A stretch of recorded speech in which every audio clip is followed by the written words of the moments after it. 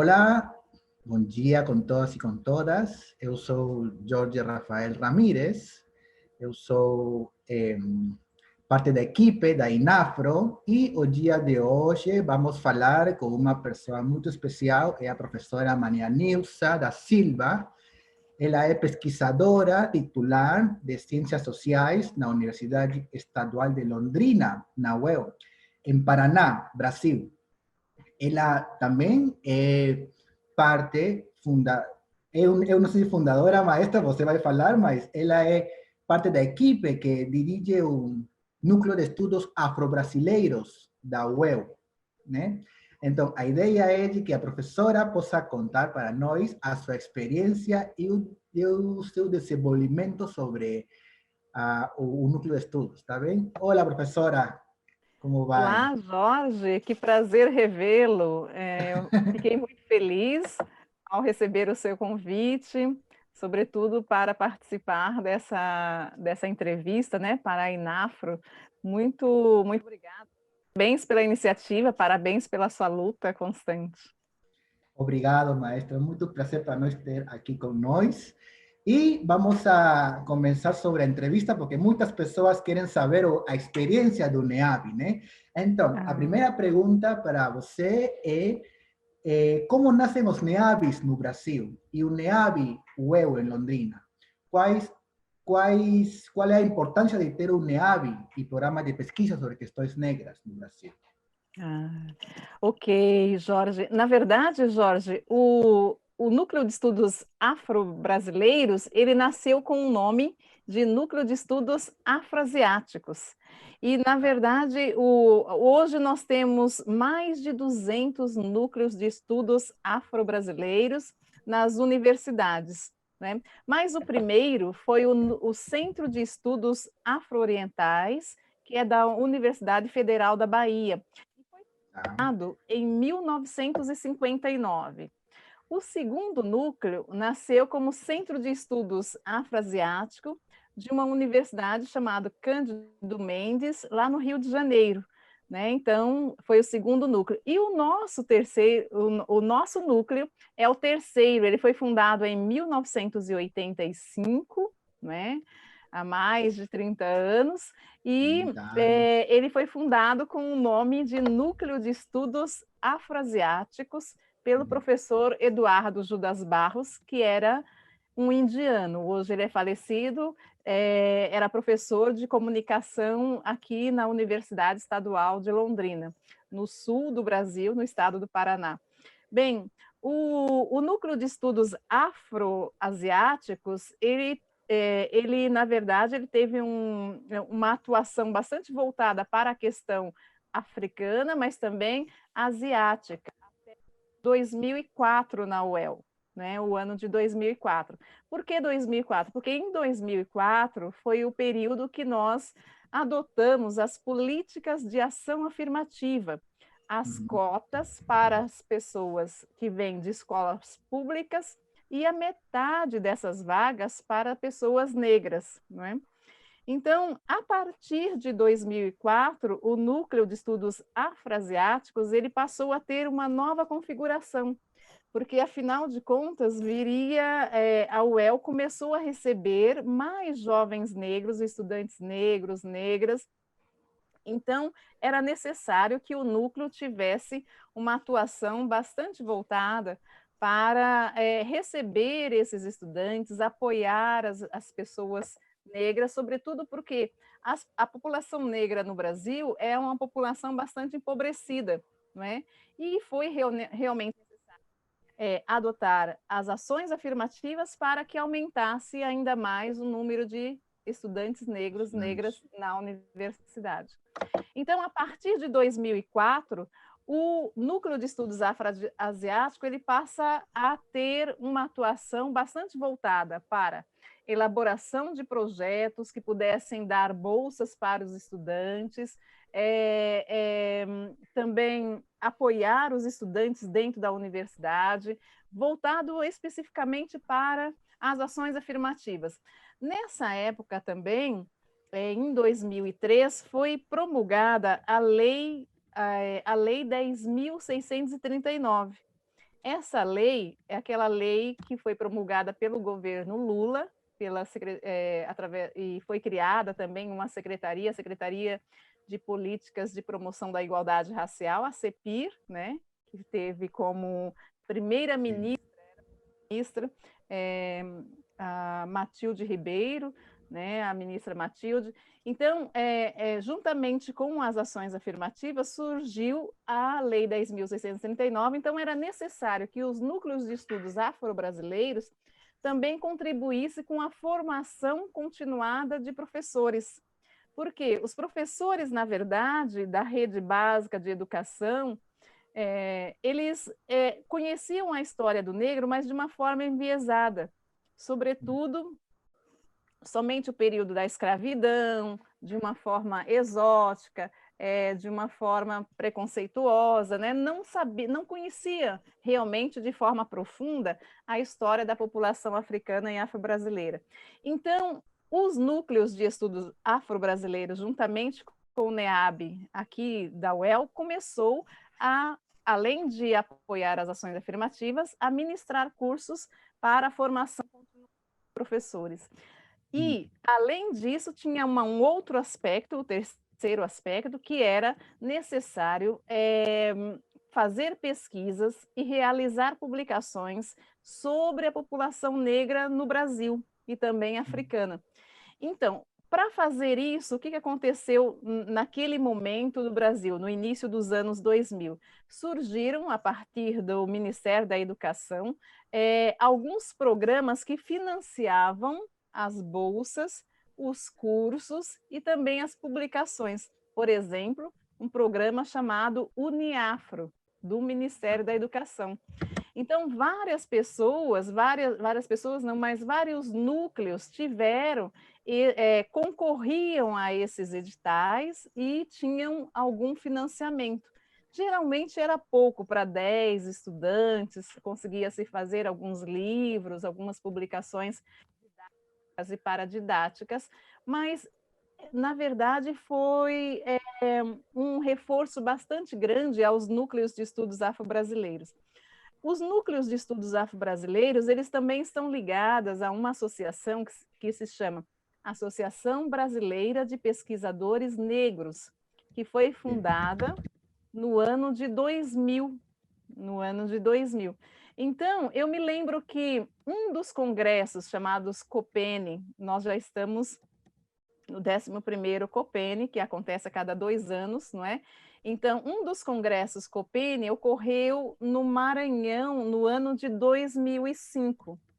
Naquela época, eu participei, nós não chegávamos a 20 núcleos no Brasil inteiro, né? E hoje nós já somos mais de 200. Então, mais de 200 nas universidades, especialmente as públicas, também temos núcleos de estudos afro-brasileiros, também nas universidades privadas. Mas o grande boom, a força, é realmente nas instituições públicas. Não é?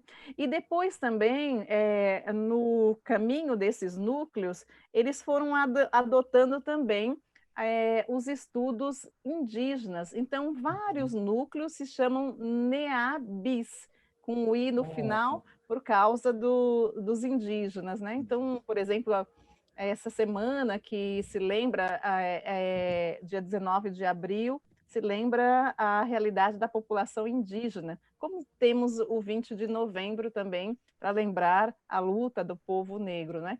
Então, essa semana, vários núcleos de estudos afro-brasileiros e indígenas estão realizando atividades para lembrarmos da população indígena. Então, esse foi o primeiro, surgiu os NEABs no Brasil, e como que o NEAB da Universidade Estadual de Londrina, em 2004, 2005, sobretudo a partir de 2005, o primeiro ano das ações afirmativas, ele recebeu esse reforço a nível nacional com os editais para estudantes e também para as outras atividades, como eu mencionei. Interessante, maestra. Muito interessante essa experiência e não é muito fácil, né? Eu acho que para você ter conquistado esse espaço e ter mantenido, né, esse espaço teve que ter muitas dificuldades, muitas pressões, muitas coisas que eu acho que você poderia nos comentar, não? Porque muitos de nós queremos eh, impulsar, né, um núcleo de estudos afro-latino-americanos, afro-paraguaios, afro-equatorianos, mas sabemos que nesse curso vamos ter muitas dificuldades e desafios. Gostaria que nós possamos contar quais foram os desafios que você encontrou, né, na gerência, no impulso do NEAB em Londrina. Sim. Não é fácil, Jorge, trabalharmos com a questão afro-brasileira, como você sabe, você esteve aqui no Brasil, conhece bem, não é? Na verdade, como eu mencionei, no início dos anos 2000, com o governo Lula, nós tivemos alguns financiamentos, não é? Sim. Relacionado à população afro-brasileira. Mas mesmo assim, às vezes fazíamos 10, 15 projetos para recebermos apenas um, não é? Era uma concorrência bastante grande diante da alta demanda, mas surgiam, não é? Surgiam editais que financiavam algumas atividades. Agora, aos poucos, esses editais eles foram rareando, né? Se tornaram mais raros, sabe? Então, é fundamental, no meu modo de ver e também na minha experiência, é fundamental que exista algum tipo de financiamento para apoiar os pesquisadores e, sobretudo, os estudantes. Mas de como seria esse apoio aos pesquisadores? Especialmente fomentando publicações, especialmente contribuindo com os cursos para a formação continuada, porque um dos grandes desafios era exatamente fazer com que a Lei 10.639, que tornou obrigatório o ensino de história e cultura afro-brasileira no Brasil, ela fosse implementada e se tornasse um conteúdo conhecido pelos nossos professores da rede básica. Agora, num primeiro momento, posso dizer que até o final da primeira década dos anos desse século, né, até 2010, 2012, então o núcleo sempre teve algum tipo de financiamento. Mas depois ele foi rareando, e hoje, por exemplo, não temos nenhum financiamento, sobretudo no atual governo, nós não temos nenhum financiamento. Então, já chegamos a ter em torno de 70, 60, 70 estudantes num só momento ligados ao NEAB, e hoje, por exemplo, nós não temos estudantes ligados, temos alguns, mas não especificamente financiados por algum público que seja direcionado ao NEAB, porque esses editais, eles vinham do Ministério da Educação, mas para exatamente os núcleos de estudos afro-brasileiros. Foi por isso, Jorge, que houve um grande crescimento, um aumento muito grande do número de núcleos de estudos afro-brasileiros, porque eles estavam implementando as ações afirmativas e também havia algum tipo de financiamento. Agora, um dos principais desafios dentro da universidade, porque a universidade, como nós sabemos, ela é conservadora, ela é bastante tradicionalista, e Sim. a presença de uma população negra traz coisas novas e novos desafios, sobretudo porque nós, a população pobre, porque as cotas são para a população branca, escola pública, mas também a metade dessas vagas são para a população negra. Então, essa população que antes não tinha acesso à instituição de ensino superior no Brasil, ela começa a fazer parte e ela traz os seus saberes, os seus conhecimentos, as suas contribuições, seu novo jeito de ser. Então, a Universidade Estadual de Londrina, como outras universidades, elas passaram a ter uma cara, uma fisionomia muito mais parecida com a universidade, mas com a sociedade de forma geral. Mas, ao mesmo tempo, apresenta-se desafios. Então, surgem manifestações de racismo. Por exemplo, o Núcleo de Estudos Afro-Brasileiros, ele tinha uma sede, não é? Mas em 2006, aqui na UEL, em 2006 ele perdeu essa sede, na verdade em 2017, ele perdeu essa sede, a casa foi utilizada para um outro órgão dentro da própria instituição, e o Núcleo de Estudos Afro-Brasileiros ficou, de certa forma, vagando. Então, até 2016, o Núcleo de Estudos Afro-Brasileiros, dentro da Universidade Estadual de Londrina, mudou 9 vezes. Né?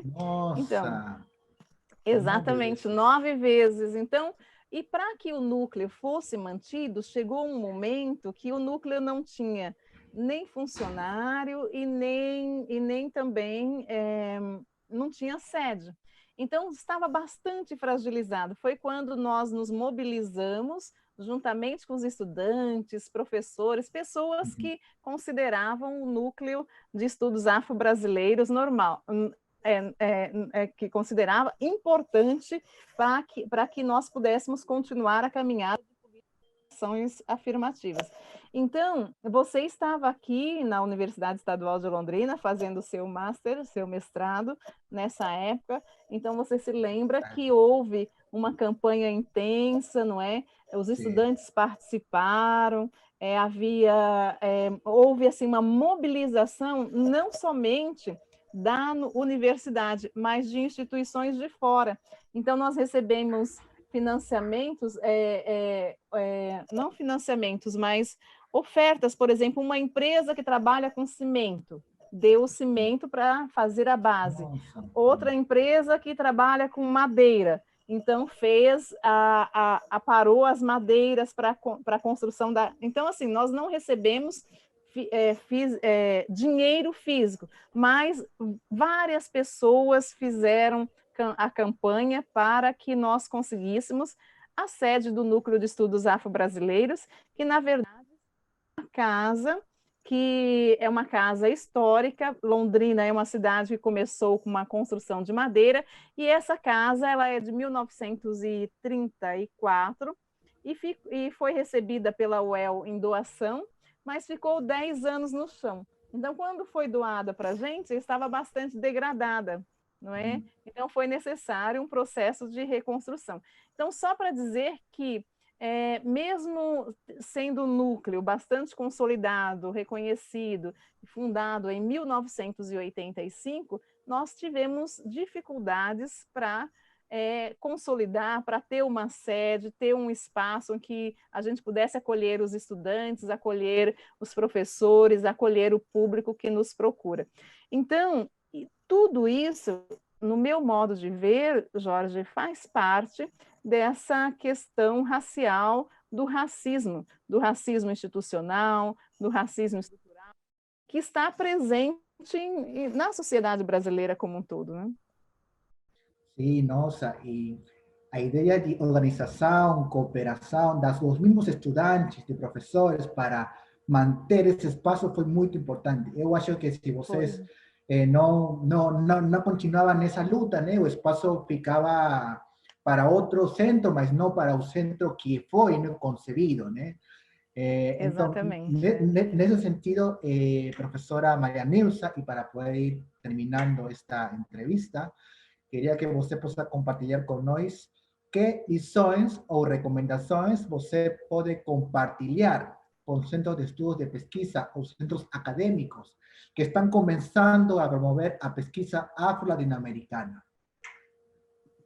Bem, eu gostaria, em primeiro lugar, de parabenizar a você, agora você é professor Jorge Ramires, não é? Obrigado. E é um brilhante jovem, sempre aqui em Londrina a gente já sabia do seu potencial, parabenizar pela iniciativa e por ser o diretor não é, da Inafro, do Inafro, isso é extremamente importante, porque são, no meu modo de ver, é através dos núcleos de estudos de instituições como o Inafro, da qual você é diretor, que é possível você realizar pesquisas e difundir esse conhecimento.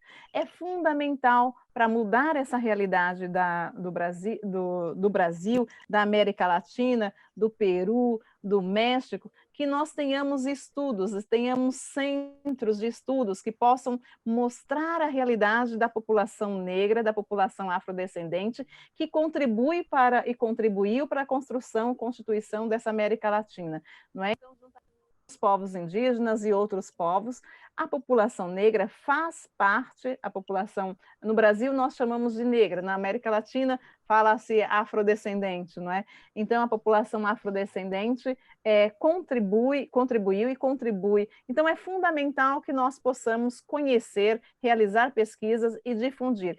E se tiver oportunidade para estar junto às universidades, ter estudantes, porque são os estudantes que fomentam, que têm força, que lutam e dão continuidade a esse processo. Eu fico muito feliz hoje que você conhece o Alexandro, né? Nós tivemos um caso de um famoso escritor que escreveu que nós devíamos nos sentirmos orgulhosos ao ser chamados de símio, né? E de ser zoomorfizado. Mas daí, Alex, no momento eu não pude escrever, e em seguida o Alexandro escreveu. Então, é fundamental que tenha pesquisadores, titulares, pesquisadores, mas que venham estudantes que depois se tornam também pesquisadores, professores, e que possam contribuir eficazmente para o combate ao racismo e a produção de conhecimento sobre a população afro-brasileira. Então, Alexandro hoje é professor, que são estudantes que vieram das ações afirmativas, professor Alexandro já é professor de universidade, professora Mariana também, que já é professora da Universidade Estadual de Londrina e é também fruto das ações afirmativas, esteve no NEAB ao longo de toda a sua trajetória.